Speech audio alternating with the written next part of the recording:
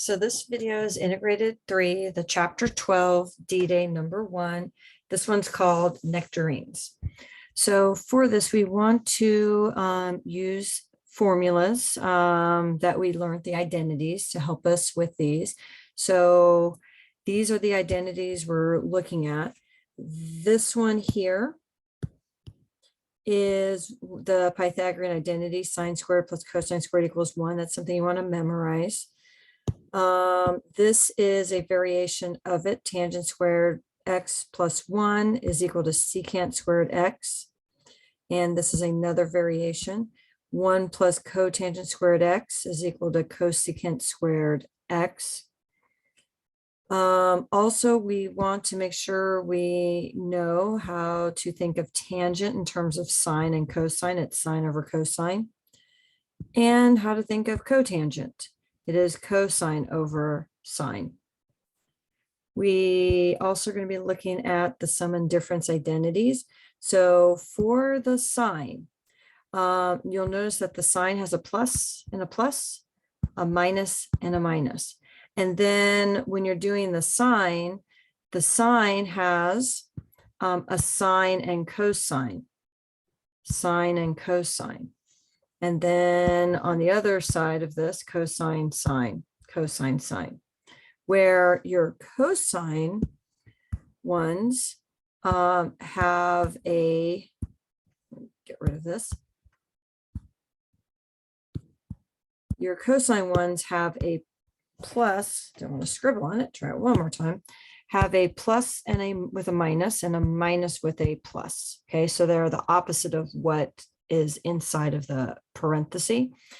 And then you'll notice that you have your cosine and cosine in both of these. And on the other side of this, you have your sine and your sine. Double angle identities. Okay, so your double angle identities for your cosine, we have 3 identities for cosine of 2x. We can do cosine squared x minus sine squared x. We can do 1 minus 2 sine squared x, which is a variation on that, and 2 cosine squared x minus x. That's by us plugging in the Pythagorean identity into it and rewriting it. And then we have our sine 2x, which is 2 sine x cosine x. Okay, those are kind of the main ones. And then, of course, we want to understand the reciprocals. Okay, that sine is the reciprocal of cosecant. I remember S doesn't go with S. And cosine is the reciprocal of secant. And vice versa. So here you see the cosecant is its reciprocal of sine, and the secant is the reciprocal of cosine. And then we have our tangent is reciprocal of cotangent, and our cotangent is reciprocal of tangent. Okay, so for this first problem, we are doing sine squared x minus 1 equals what? So the one I'm going to be thinking about is my sine squared x plus cosine squared x is equal to 1. And so if I was to rewrite this by subtracting 1 from both sides and minusing cosine squared x, you see that is what my answer is going to be. That is what sine squared x minus 1 is. For the 1 plus tangent squared x, that is one of the formulas, or the identities, where it is equal to secant squared x. The way I kind of think about it, if you have a situation where you don't have the formula, if I'm trying to get a tangent, I can divide my sine by sine, by cosine, I apologize. And I'm going to divide everything here by cosine. And when I do that, you see this right here is going to become tangent squared x. And this right here is going to become a 1. And then on the other side, 1 over cosine squared x, that is going to become a secant squared x. Yeah, you don't have to derive this. You can look at the identities and that is your answer. But sometimes if you don't have it, that's kind of how I think about it. Now, 1 over cosecant, remember, S doesn't go with S and C doesn't go with C. So since this is cosecant, it's going to have as it's going to be the reciprocal of sine. So sine has 1 over cosecant theta as its reciprocal. On D, cosine of negative x is equal to, and so for this one, this is a situation where we have an odd and even idea. Now, if you're thinking about doing this in terms of taking a negative value, okay, so like a negative angle. As I'm going this direction, this is going to be negative angles. When I'm coming this direction, this is going to be positive angles. And so what's going to happen is when I am taking a, let's say as an example, let's say I'm right here at negative pi force. So the cosine of a negative pi force is going to be a root 2 halves.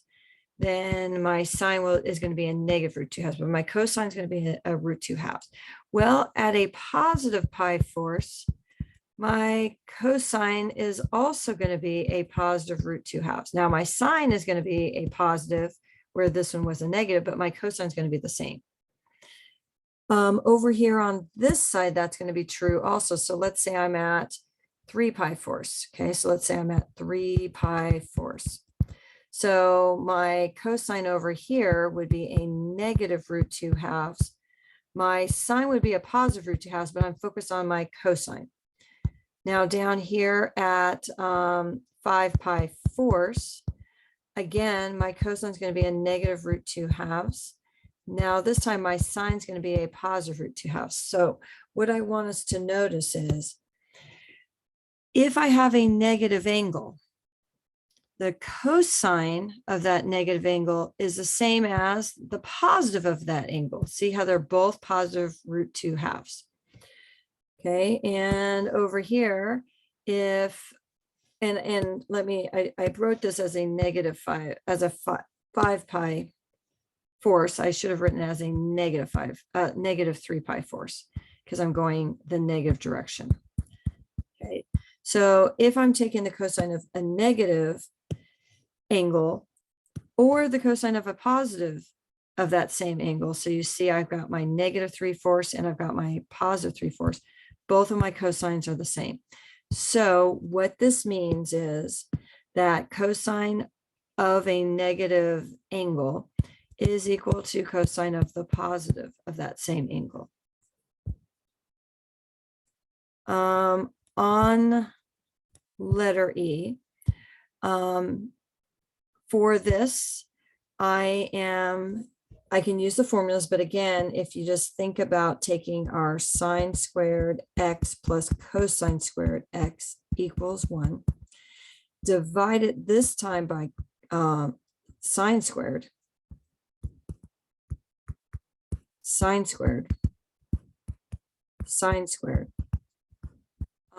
Sine squared x over sine squared x is 1. Cosine squared x over sine squared x is going to be a cotangent squared x. And 1 over sine squared x is going to be a cosecant squared x. So that's the formula I'm using, or that's the identity. And again, this was one of the identities right here. Okay. This one right here. But again, I am just showing you how you could derive it if you didn't have that identity available to you. So what I'm going to do is I want to see what cosine squared x minus 1 is. So if I was to take 1 from the left side and subtract 1 from this side, you see that my cosecant squared x minus 1 is going to equal cotangent squared x. On letter F, this is just thinking of the quotients. Cosine x over sine x is our cotangent x. On G, 1 minus cosine squared x, again, I'm going to be using the sine squared x plus cosine squared x is equal to 1. If I subtract cosine squared x from both sides, on this side, I'm going to be left with sine squared x. On this side, I'm going to be having 1 minus cosine squared x. So you see that my answer is going to be sine squared x. That's just rewriting the Pythagorean identity. On H, if I have cosecant squared minus cotangent squared. So again, remember, I had just derived over here. Okay, again, this is a formula that we have, but I just derived it over here. That 1 plus cotangent squared x is equal to cosecant squared x. So let me just jot that down. 1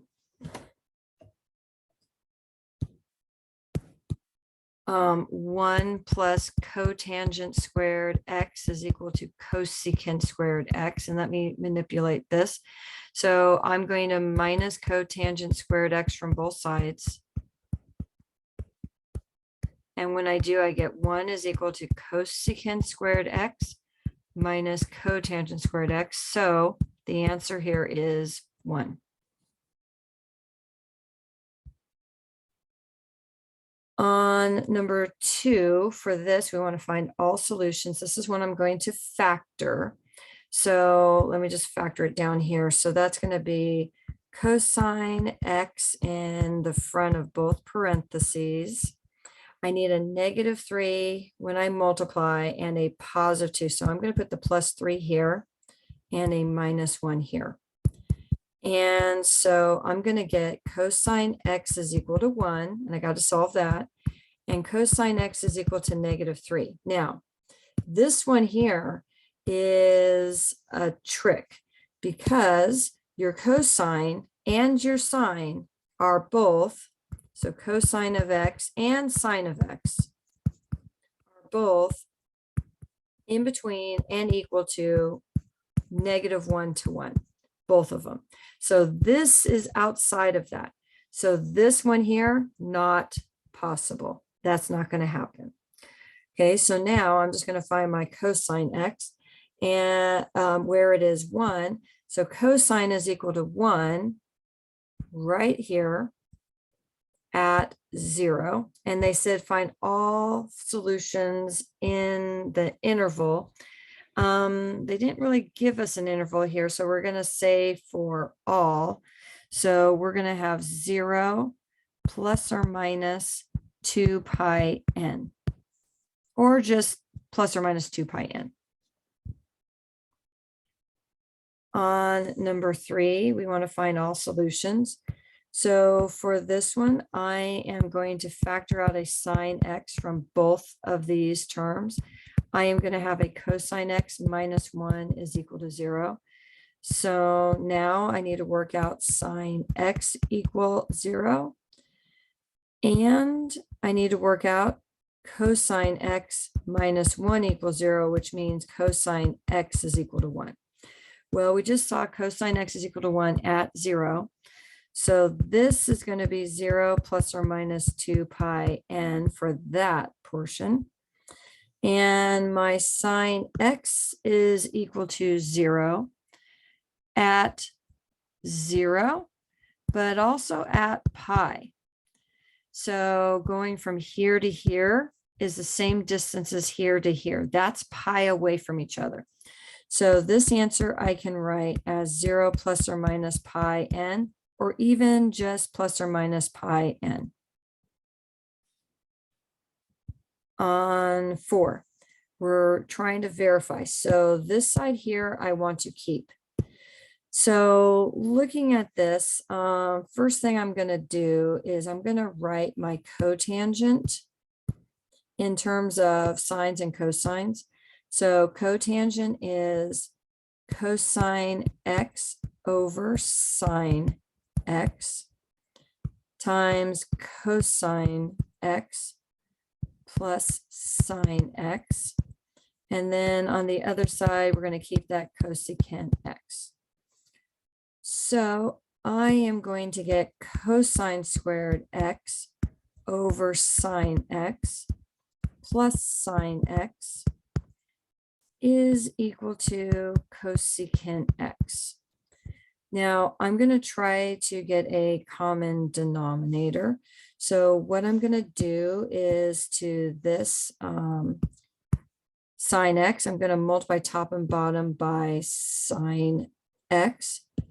So I'm going to multiply this by sine x and the bottom by sine x. So I'm going to have cosine squared x over sine x plus sine squared x over sine x. And again, that's equal to cosecant x, or at least that's what we're trying to prove. Now, since both of these have a common denominator now, I can write them over one denominator. So I'm going to write cosine squared x plus sine squared x over sine x. And again, we're trying to prove it is equal to cosecant x. So now this cosine squared x plus sine squared x, that's really a 1.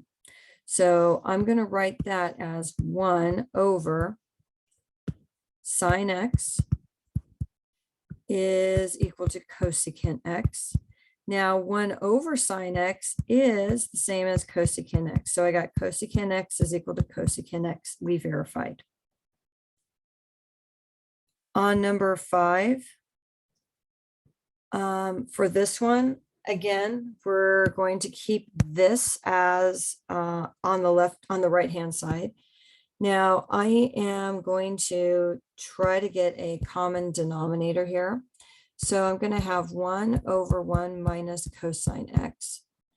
And this one here, I'm going to multiply by 1 plus cosine x, 1 plus cosine x. Then the other fraction, I have 1 over 1 plus cosine x. And that one I'm going to multiply top and bottom by 1 minus cosine x, 1 minus cosine x. And again, we are trying to get to cosecant squared x. So now you'll notice that 1 plus cosine x, 1 minus cosine x, 1 plus cosine x, 1 minus cosine x, those are common denominators. So I can have 1 plus cosine x, 1 minus cosine x. On top, I'm going to have a 1 plus cosine x from the first fraction, plus from the second fraction, 1 minus cosine x. And again, we are trying to get to cosecant squared x. So at this point, this cosine x and this minus cosine x are going to cancel out. And so I'm going to get 2 over 1 plus cosine x, 1 minus cosine x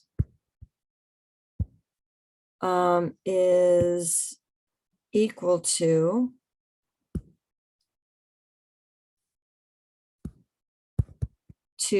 cosecant squared x. So now if I was to work out the denominator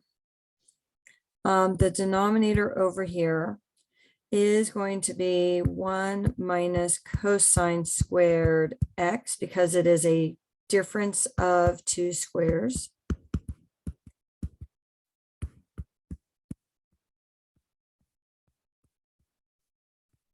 Now I've got my 2, but I need to try to get a sine squared on bottom.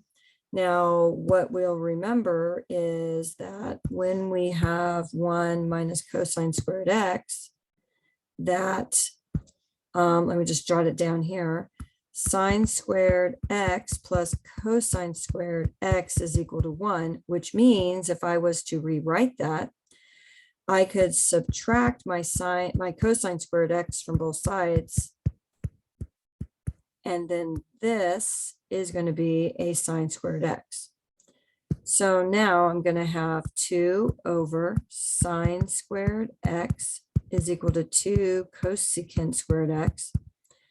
And the last thing I want to remember is that sine squared x is the reciprocal of cosecant. So this is going to be 2 cosecant squared x is equal to 2 cosecant squared x. We verified it. On number 6, we have a 2 sine x cosine x is equal to a -1. Now, when I see 2 sine x cosine x, I think about the identity sine 2x. Okay, and then that's going to equal a -1. Now, when I'm looking at this, this is a 2x. So I'm going to try to find what 2x is equal to, what angle 2x is equal to.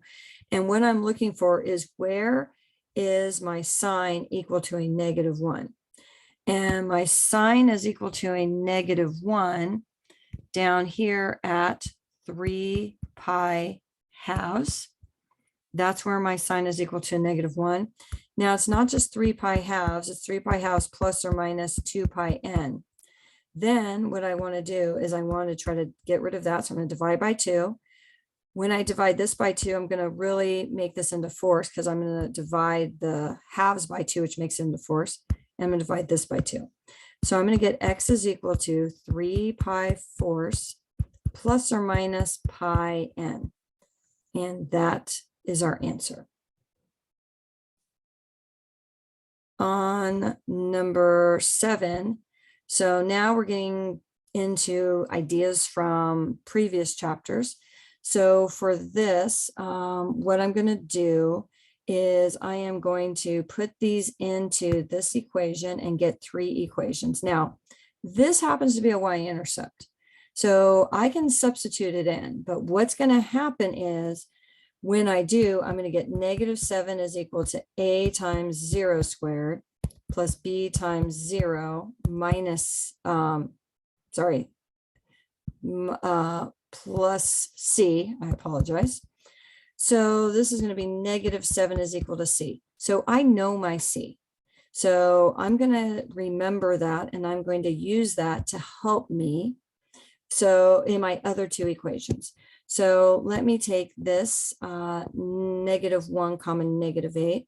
So I'm going to have -8 is equal to a times -1 squared. Remember, when you square a negative, you get a positive, plus b times -1 plus c. So if I clean that up, I'm going to get negative, and I know my c. So in place of my c, I am going to put my -7 because I know what it is. Okay, so in place of my c, I put my -7. Okay, so I am going to get, I'm going to add the 7 to both sides. So I'm going to get -1 is equal to a minus b. Okay, then I'm going to take the other point. So that's going to be 13 is equal to a times 2 squared plus b times 2 plus c. But again, instead of the c, I'm going to put in what c is, which is a -7. And then I'm going to rewrite this. I'm going to add the 7, and I'm going to get 20 is equal to 4a plus 2b. So really, I'm solving this 2 by 2, this 2 variable, 2 equation system. So what I'm going to do is, I think probably the easiest thing to do is I can divide this by 2, this by 2, this by 2, and I'm going to get 10 is equal to 2a plus b. And so now if I take these two equations, this one here and this one here, I can easily solve that. So I'm going to take -1 is equal to a minus b. And I'm going to take 10 is equal to 2a plus b. I'm going to add those equations together. And I'm going to get 9 is equal to 3a, which means my a is 3. Okay, so I know my c and now I know my a. So now let's find our b. So let's say I put it into 10 is equal to 2 times 3 plus b. So 10 is equal to 6 plus b. I minus 6, and I get that my b is 4. Now remember, we're doing this to write an equation. So our equation is going to be y is equal to 3x squared plus 4x minus 7. That is our equation. On number 8, we have a system that we're solving. Now this system, I notice I have one equation that already has x and z. So I can keep that equation. Now I can also, since this one's x equal, I could substitute it into this equation down here, but that's going to give me an equation with y's and z's. So maybe I don't want to do that. So I think what I'm going to do is I'm just going to rewrite this equation. So I'm going to write it as x plus y plus z equals 2. And then I'm going to eliminate my y's. Let me take this one here. X minus y plus 3z is equal to a -4. I add those up. I'm going to get 2, and I can just add it because my y's are going to cancel out. I'm going to get 2x, my y's are going to cancel out, plus 4z is equal to -2. And I think I'm going to keep that because I'll notice that this equation here also has a 2x. Now, maybe let's multiply by a -1. So I get a -2x, a -z, a -7. Then I can add these together. My x's are going to cancel out. I get a 3z is equal to a -9. So z is -3. Now I'm not quite done solving that system because I still have to find my x. So let's say I substituted into the purple one, but into the purple one where it was a positive 2x plus z equals 7. That's probably a little nicer. So I'm going to have 2x minus 3 is equal to 7. I'm going to add my 3, get 10, divide by 2, and get 5. Now I need to find my y. So again, into any of the equations. Since I want a positive y, I'm thinking of plugging it into this orange one here because it's just a plain y. So I'm going to have 5 plus y minus 3 equals 2. 2 plus y equals 2. I am going to minus 2 from both sides, and I get y is equal to 0. Now remember, we want to write this as a point. And so this point is going to be 5, 0, -3. For number 9, this one is review of exponential equations, which are going to be used by using logarithms to solve. Now, first thing I want to make sure we don't do not take that and subtract that. We cannot go 15 minus 2 because that's not a 2. It's a 2 times something. So first thing I want to do is get this isolated. Okay, that's 7 to the power isolated. And to do that, we get rid of anything that's adding or subtracting to the whole thing. So I'm going to minus 15 first, because that 2 is multiplying with it. So that'll be the second thing I get rid of. So when I do that, I get a negative 2 times 7 raised to the 3x plus 4 is equal to a negative 7. So now I'm going to divide both sides by a negative 2. So I'm going to have 7 to the 3x plus 4 is equal to 3.5 if I want to keep it as a decimal. So now that I have my base to a power isolated, I can solve this by rewriting it as a logarithm. So I'm going to rewrite it as log base 7 of 3.5 is equal to 3x plus 4. I am going to put this in my calculator. And let me do that using Desmos. So I am going to, I can type it in.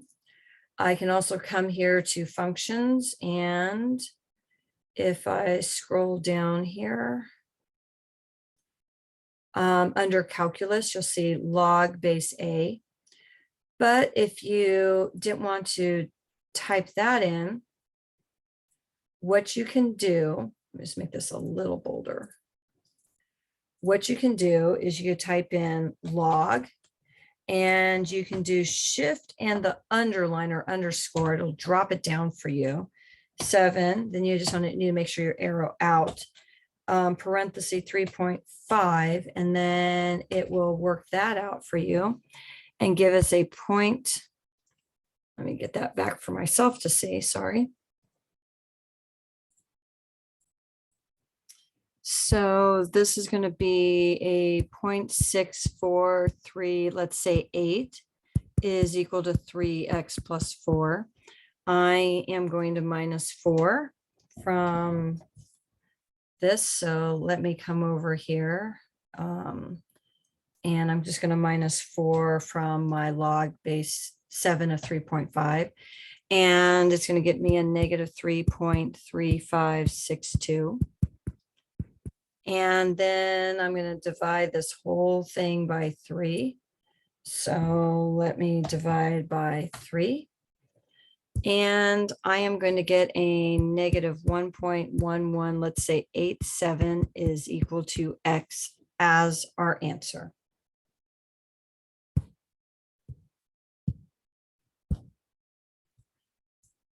Okay, on number 10.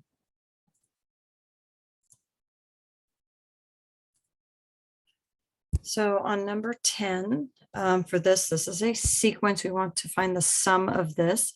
This is a geometric sequence. It looks like we are dividing by 4, which means we are multiplying by 1/4. And our R has to be, when we take the absolute value of it, between 1 and 0 in order for us to have an infinite geometric sum. And the formula for that is S is equal to A1 over 1 minus R. So in our situation, our A1 is 64, and it's going to be 1 minus our R, which is 1/4. Now you can put this in your calculator. This is going to be a 3/4 when I do that math. That's the same as multiplying by the reciprocal, which is 4/3. So when I do this, I'm going to get 256 over 3. I could also put it into my calculator and get it as a decimal, which is going to be 85.3 repeating.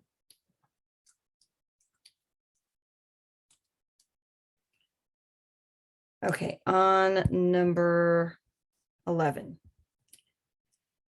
Okay, so this is, we kind of review from integrated one, but a little step up, kind of dealing with rational expressions.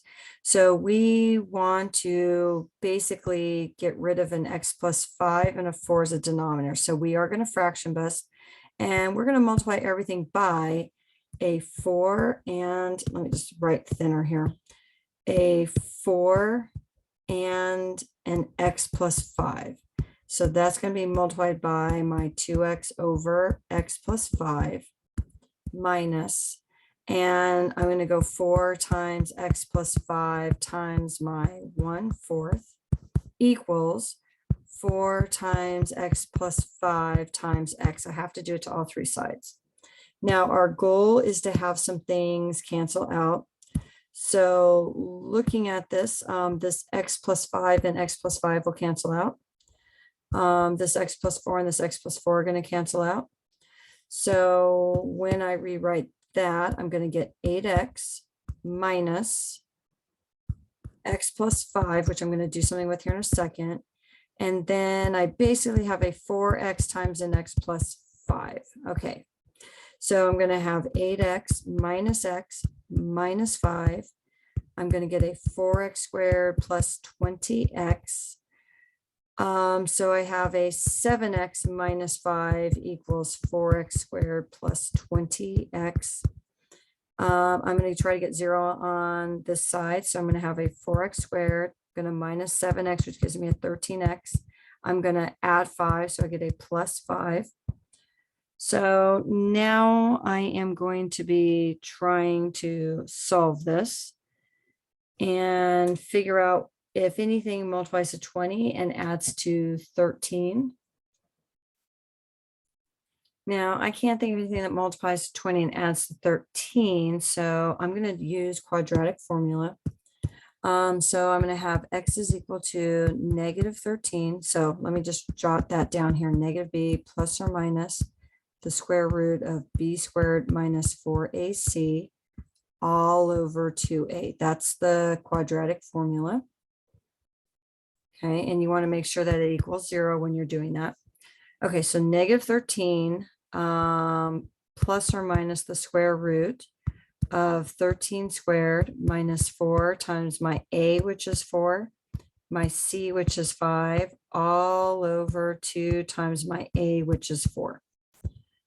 Okay, so I am going to have a negative 13 plus or minus, and I'm going to do the math here.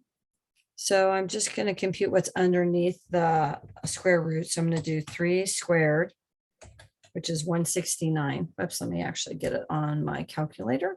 Okay, so 13 squared, which is going to be 169, minus 4 times, let me back up, 4 times 4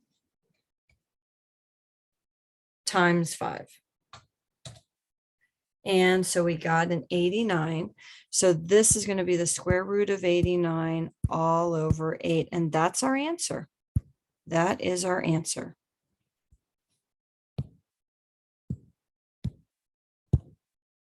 Okay. On number 12, we're going to graph one cycle. So our amplitude is 3. Our vertical shift is 1. Okay, so amplitude is right there. Our vertical shift of 1 is right there. Then when we're doing our period, we want to look at that b. Okay, so period is 2 pi over b. So we're going to have 2 pi fourths, which can reduce 2 pi halves. And then my phase shift is going to come from here. What makes that 0? So what makes that 0 is pi thirds. So that's where we're going to start. Now, when we're going to graph this, I need to see that we're starting at pi thirds. We are going to go pi halves away. So I'm adding pi halves on, and I'm going to see where I end up. So I'm going to clean this up a little bit. I'm going to get common denominator. So that's going to be a 2 pi 6. This is going to be a 3 pi 6. So we're going to end at 5 pi 6. So we're going to start at pi thirds. And when we go pi halves away, we're going to end up at 5 pi 6. So let's see. I am going to be starting up at 1. I'm going to go 3 above that. So 2, 3, 4. I'm going to go 1, 2, 3 below that. So that's going to put me at -2. So my vertical shift is here. So that's where my zeros are going to be. I went 3 above and 3 below. So that's going to be my highs and lows. Now we always graph 5 values. So we were starting at pi thirds. And so that's 1, 2, 3, 4, 5. We're ending at 5 pi 6. This is a negative cosine. And so cosine, we usually start high to high.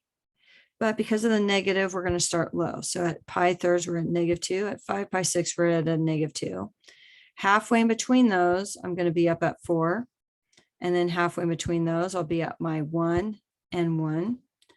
And there's my graph. And that's the end of this video.